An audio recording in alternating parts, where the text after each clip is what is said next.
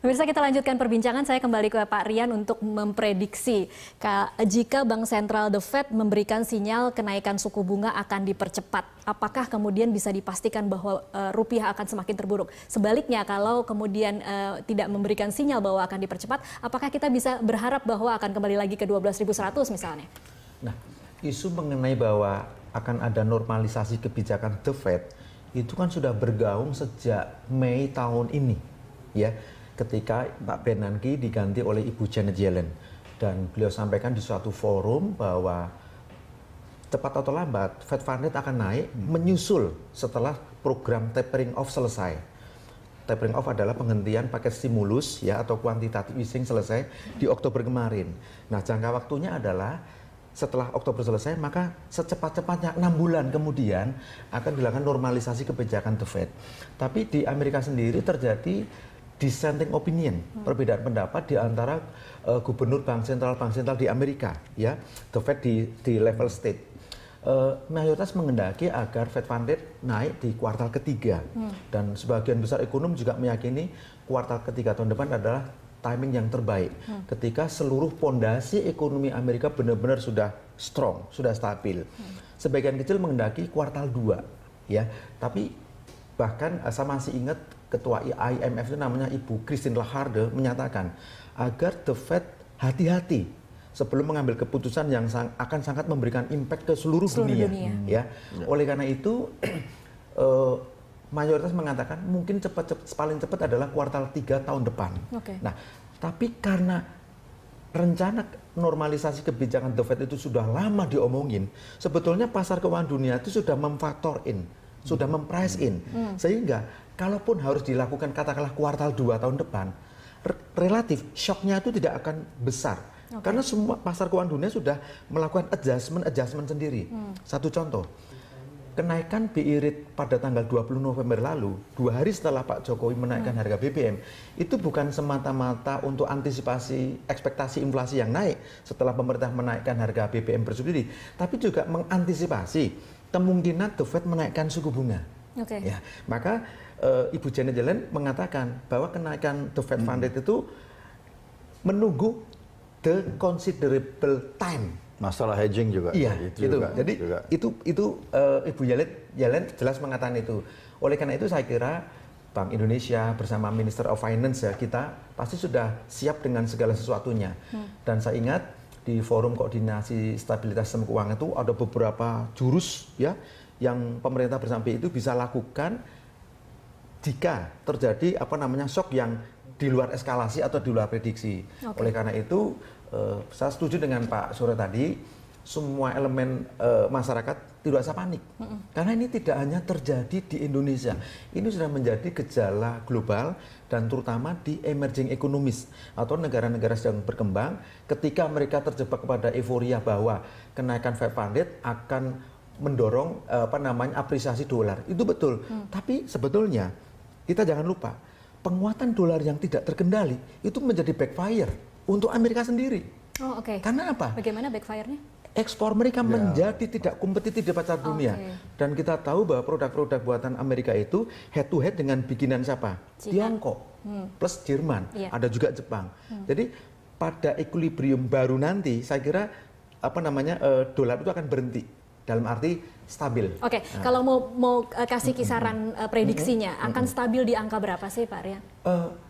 Kalau sekarang ini kan kita sudah terdepresiasi 1,6% year to date ya, artinya tahun kalender ini.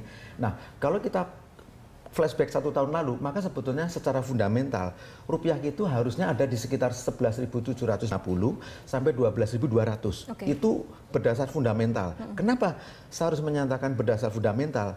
Harus kita jujur akui, kita masih punya penyakit yang namanya apa? Defisit transaksi berjalan.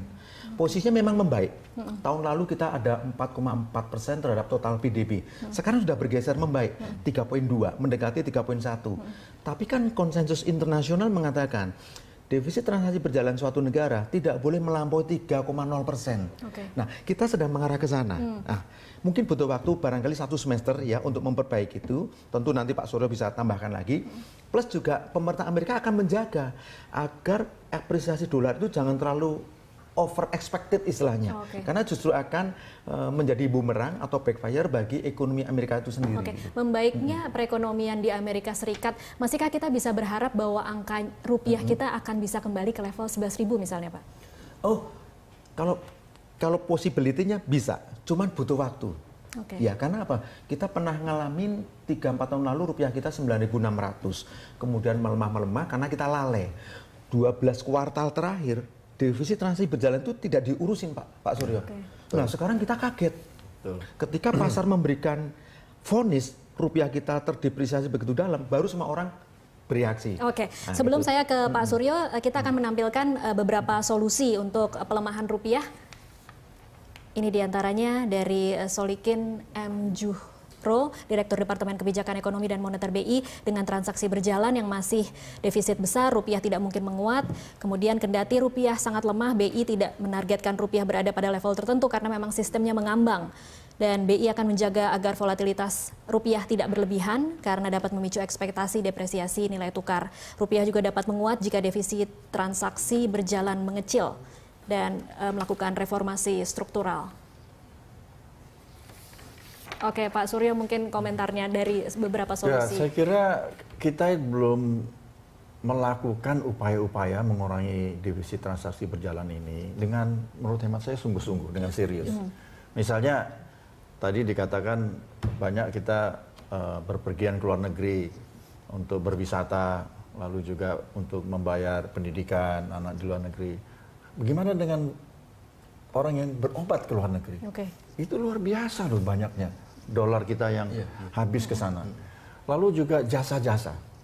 Jasa pengapalan produk-produk yang kita ekspor. Kalau batu bara saja 400 juta ton per tahun. Dikali $20, itu 8 miliar dolar. Nah, itu semua diangkut oleh kapal asing. Jadi semua yang menikmati adalah jasa itu perusahaan-perusahaan luar negeri. Sekarang strategi apa yang kita lakukan untuk mengurangi ini? Kita kan harus mengembangkan kemampuan memberdayakan perusahaan-perusahaan pelayaran nasional kita misalnya. Masa kita import crude oil dari Saudi Arabia pakai kapal asing juga? Kan kita yang punya hak menentukan kapal siapa. Kapalnya sendiri dong harusnya. Nah, inilah yang kita perlu pikirkan ya, bagaimana mengurangi jasa-jasa yang mengakibatkan defisit transaksi berjalan kita begitu tinggi. Nah, ini mungkin kita perlu duduk bersama, kita pikirkan strategi yang tepat, yang komprehensif, apa-apa yang harus kita lakukan gitu. Pak Rian, pertanyaan terakhir nih yang jadi pertanyaan semua orang. Akan tembus nggak sih 14.000 dan sampai kapan sih kita akan mengalami fluktuasi pelemahan rupiah ini? Saya kira gut feeling saya mengatakan tidak akan tembus 14.000. Tidak akan tembus 14.000 ya, tapi ya. Karena tadi ketika mata uang gini, kalau rupiah 14.000 berarti currency yang lain akan ngikutin. Ya, akan ngikutin. Kalau tadi US dollar terlalu strong, greenback terlalu strong, itu akan backfire sendiri untuk apa? Ekonomi Amerika dalam konteks trade-nya. Jangan lupa, Amerika adalah negara terbesar di bidang eksportir setelah Tiongkok dan Jerman. Jadi kalau mata uangnya terlalu kuat itu menjadi tidak kompetitif. Orang lalu akan cari second products buatan Tiongkok, buatan Jerman, buatan Jepang dan sebagainya, atau produk substitusi malah. Jadi ini nggak baik. Sementara Pak Obama punya kepentingan langsung adalah untuk menghadapi pemilu 2016. Dia harus jaga postur performance ekonominya lebih sustainable. Jadi bukan hanya ekspornya yang nanti akan pressure ya atau tertekan, tapi juga domestic marketnya. Jadi banyak yang harus dipikirkan itu. Kalau sampai kapan? Kira-kira Januari 2015 sudah mulai stabil atau belum, Pak Rian? Saya kira ini volatility akan sampai semester 1. Kenapa? Tadi saya kasih hints ketika The Fed akan menormalkan kebijakan suku bunganya. Cukup lama berarti pengusaha dibuat agak deg-degan ya Pak? Nggak apa-apa, kita masih punya waktu untuk do something. Pak Suryo tadi sampaikan, ya perbaikilah pelan-pelan. Sehingga kita punya grip ya, punya satu pegangan yang bisa kita yakinin bahwa inilah jalan keluar dari tekanan eksternal yang begitu dominan ketimbang karena faktor domestiknya. Gitu. Baik, terima kasih Pak Rian, Pak Suryo, terima kasih untuk waktunya bersama Prime Time Talk. Pemirsa tetaplah bersama kami, rekan Ratu Nabila akan hadir sesaat lagi menyampaikan berbagai informasi dari sudut pandang media sosial dalam Prime Time Connect sesaat lagi.